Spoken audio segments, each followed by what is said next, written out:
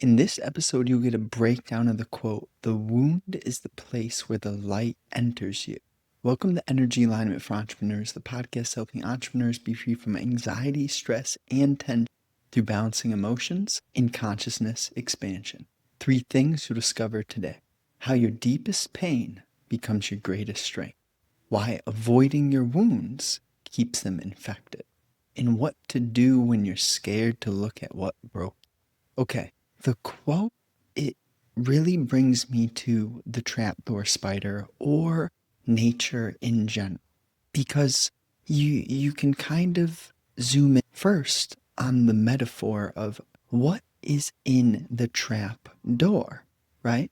It's a space that I almost correlate to an attic or a basement, right? Maybe when you're a kid, I know for me, I was scared of the dark, and the attic and the basement, right? Those were like dark areas. The trap door, the spider metaphor, is basically that's how it traps its prey. But in energy, in humans, we hide our darkness inside. And the only way that light to enter you is for you to stay present with your wounds, meaning that you start to observe the micro synchronicities within your psyche. So you're not so obsessed in the content because you realize the content is ever going. What you learn from is bringing this light into the place which previously was occupied by darkness. You open up the attic, the basement, the trap door, and the light starts to flow into you. And that's where the wound in itself, this is usually how it works, but what I want to communicate here is that everyone's wound, everyone's details of the pain is going to be so different in terms of microscopic differentiations. The trouble is that most humans live in just microscopic light, never zooming out and taking on a bird's eye perspective to see, okay, I can observe what I am.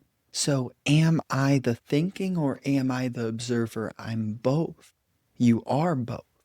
And fundamentally, it's like the observer acts in a manner where it helps you show up. So you make your life easier, just to put it simply.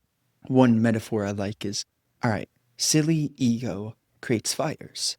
Wise ego prevents the fires from being created, therefore doesn't have to use the energy that would otherwise be wasted putting out the fires. The pharmaceutical and healthcare industry isn't operating correctly right now because we work on a symptom basis. But as humans change and as we are integrating spirit and consciousness is tuning in to the game we're playing, then we'll switch to a preventative healthcare system. Our education systems will also be revitalized. We'll start to see, okay, understanding the structure of what a human being is so much more important than the content of what we can do via thought, which is of a limited nature, of an egotistical nature. So when we go back to that quote, you do this work, this alchemy, to understand, all right, wow, I feel so much, but I can have awareness around what I feel. So then what I feel doesn't consume me. And when you live aware of what you are, then it's almost as if your pH, your potency, your energy, your vibration, it changes. The reason that is so important is because that's what humanity needs. If you look at our world, we live in quite an insane world, but that doesn't mean we have to stay insane. So I'm going to put some chapstick on 1 second. And the direct pathway to humanity creating a beautiful sanity for everyone to feel and for love to go around genuinely, it starts with this relationship to your own wounds. That's the starting point. when you're not projecting your own falsity onto the world, then everything within and outside starts to work for you. It's not that life is effortless, but it almost is getting easier. Right? It gets easier because you used to be so busy putting out all those fires that you created, and now you're watching other people put out the fires they created. And that is something that you are challenged by as you step.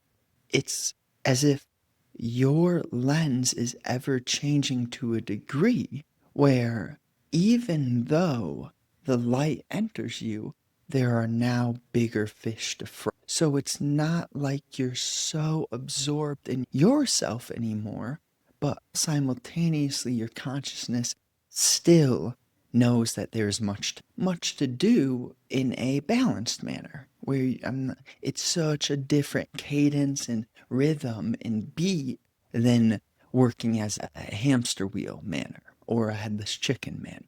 So let's unravel the relationship between how your deepest pain invigorates your greatest strength. And it's that process of understanding how to observe. When you have a trapped wound creating darkness, you observe, you let go. But there's many wounds or many triggers, many moments of really in it. Yeah. And as you are moving through life, the opportunities are sometimes so hard to recognize as opportunities because you're so in it. But as you strengthen that muscle of noticing, letting go, and freeing oneself, you start to, it's almost as if you get experience. But this experience isn't to be confused with the experience that would be lodged in your memory. This is a spirit experience. This is a leveling up of your soul. And when I use the phrase leveling up, there is not measurement in this realm. When you are working with God, when you are surrendering, when life is just the magic is felt so deeply, your sense of self, which you label I or me, is irrelevant. And that is the only way to work without measurement. Or how would I put it? You cannot be free whilst measuring. So, of course, you're going to have to, and that's what I mean, right? Because if you're still in the body, you're still here, you have something to do, you're going to have to measure planning, timing, scheduling. The list goes on, maintenance. But those are your opportunities. Those are the triggers, the frictions, the only ifs. You got to change your relationship to that stuff. As your relationship changes, the space shifts. You get something a little new. It starts to guide you. You have a lot to let go of. Still shedding, letting go, getting triggered, learning, being grateful for what is hard to be grateful for. Huh? You do it. You play.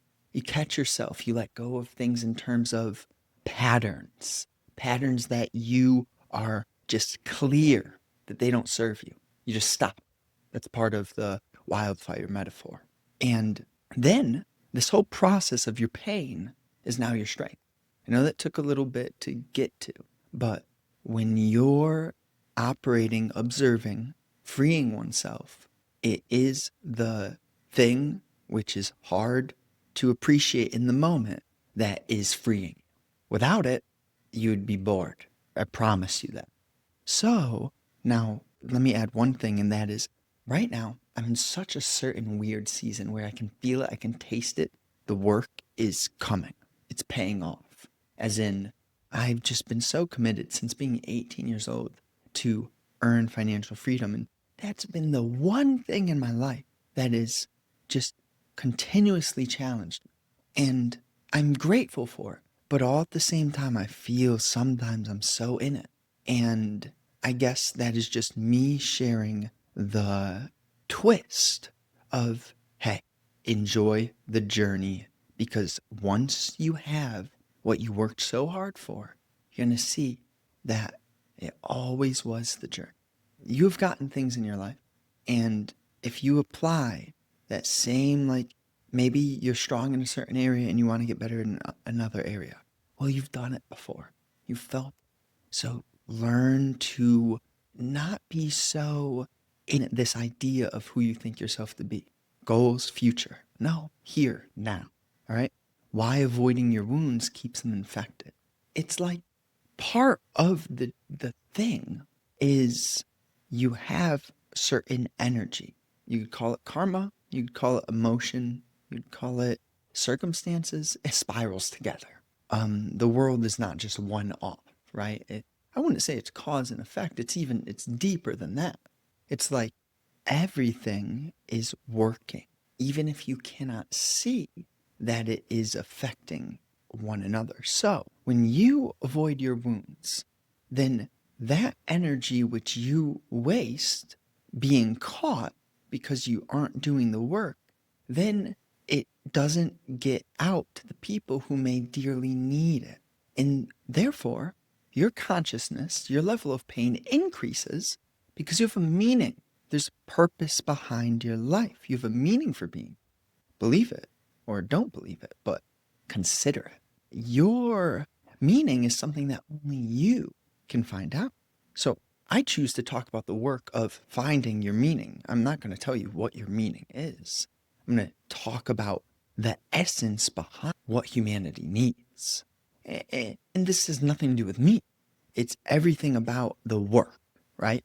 And when you have these wounds, sometimes you rub dirt on your wounds. That's okay.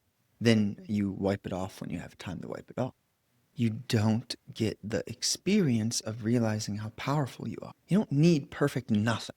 Maybe you will strive or you will work in a manner to be as perfect as you possibly can, but don't lose the joy of the journey in the seeking of the future, because you never have the future. You have right now. Yeah, you will have right now and it may be in the future, but just thinking about the future messes up right now. That's the trap. So the deeper wounds, the infecting of the wounds is psychological action in the manner of being obsessed with the future, the past, or any form of illusion. So structures of illusion, right? Anger, greed, those are a few of just the main ones. And when you hinge yourself on these lower branches of ego identity, you keep yourself infected. But when you observe the patterns of your thinking, then you learn about the nature of who you are. And sometimes it's going to be like, man, oh, I could be better. But that doesn't get you better. See, this is why I don't really say I'm going to try. I say, like, I'm going to go do that thing. And if I need help, then I know how to communicate that I need. I mean, you can test something out, right? So practically, if I want to test out a software, sure, I'm trying a software. But I'm talking about try in the essence of if you have a goal, if you have a dream, if you have something on your heart that needs to get done, you're not going to try to do that. You're going to do it. And if you're not going to do it, then you're not going to do it. But you better accept that you chose not to do it. And this is where you get the pain of consciousness. If your destiny is to do something, you're going to have a hard life, or you're going to follow your destiny, and your life is going to still feel hard, but it's going to feel right. It's going to feel hard and right rather than hard and hell. There's a big difference there between a righteous carrying of your cross and a miserable running away from your responsibility. So that's what I mean with the avoiding your wounds. When you observe your nature, you have accountability for what you put out into the world, the ripple effects you create. You do everything in your power to simplify your life so that you can perceive clearly, without judgment, without conditioning, just in the moment, raw spirit. You live in that nature, the poison will exit you. You will be stronger than people can comprehend because it's spirit. Now, what to do when you're scared to look at what broke you? Oh, baby, right? Fear can have a strangle on you. It can suffocate. And something that I kind of noticed, fear is excitement without breath. I don't know when I first heard that, but when that went through my mind, it felt like an insight. It felt so powerful. Fear is excitement without breath. So you need to bring presence into that excitement. See, the thing that you're scared to do is probably exactly what you need to do. And this is where sometimes life is a little tricky because you have to get good at discerning shallow excitement from meaningful purpose that is just gnawing at you. There's some ideas that are going to get you excited. And then there are going to be anchors that when you feel this thing in your being, in your heart, in your mind, in your gut, you're like, oh, that's heavy. That's a much different fear or this content excitement of like, yeah, I'll be excited when I get a drift car. Okay. You may post some drift videos. Maybe. I digress. But what really matters is us carrying our cross and observing what we are moment by moment, doing the work to have that clarity.